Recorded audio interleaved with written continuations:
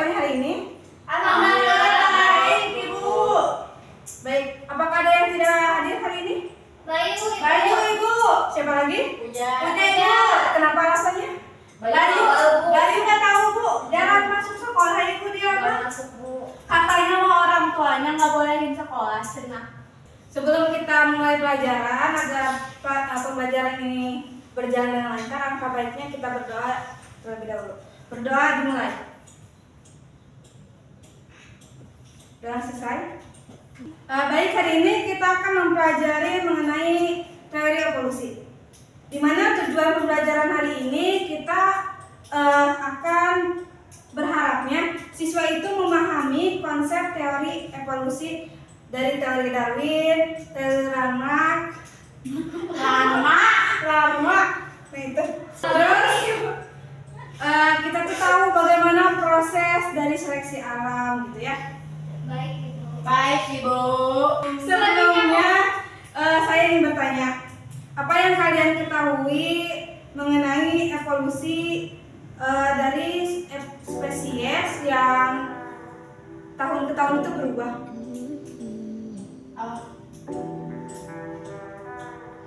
Perubahan bentuknya. Ada lagi? Ibu, loba anu teu aya di menu sok anu ngaranna teh teu aya puna. Kita akan bahas dulu konsep dasarnya.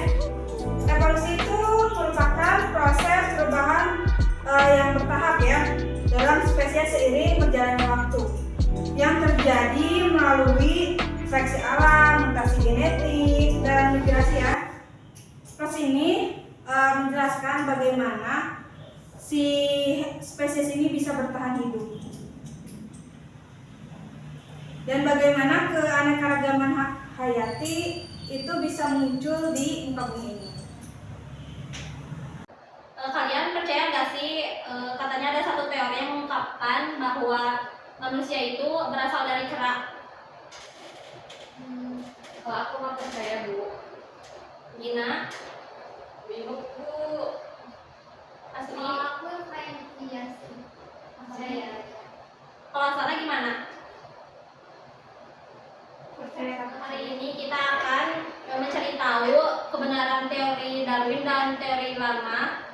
Di sini bisa membagi kelompok, bisa menjadi dua kelompok, berdua. Boleh berhitung dari Chelsea. 1, 2, 2. Jadi 1 sama 1 dan 2 dengan 2. Kita akan duduknya untuk berkelompok dulu.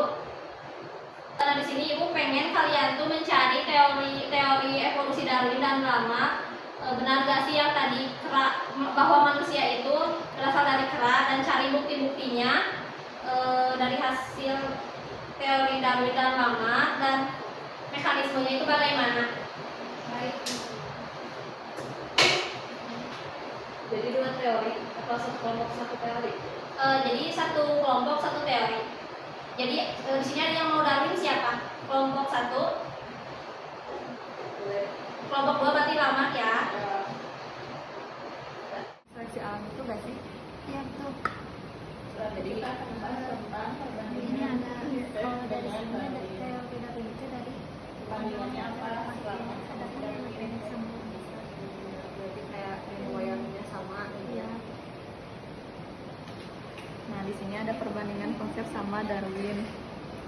Apa ya bedanya? Bedanya sih dari kalau Darwin mah kayak pakai seleksi alam, kalau Lamarck mah enggak ya. Jadi lama apa ya? Sudah ada yang selesai. Sudah, Ibu. Kelompok 1 mau mempresentasikan duluan. Boleh, Ibu. Boleh maju ke depan.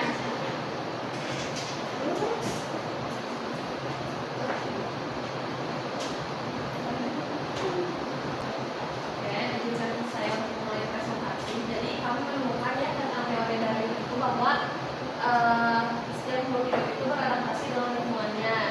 Jadi teori Darwin itu mengemukakan jadi pada zaman dahulu itu ada 2 jenis jerapah, ada yang panjang, ada yang pendek, gitu ya. Nah, karena makanan jerapah itu tinggi, jadi jerapah pendek itu pada punah karena tidak bisa beradaptasi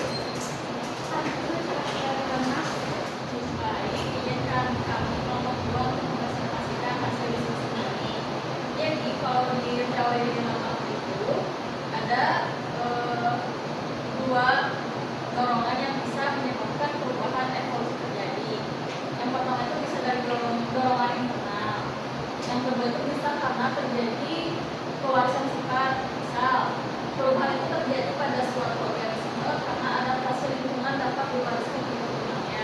Contohnya akan dijelaskan.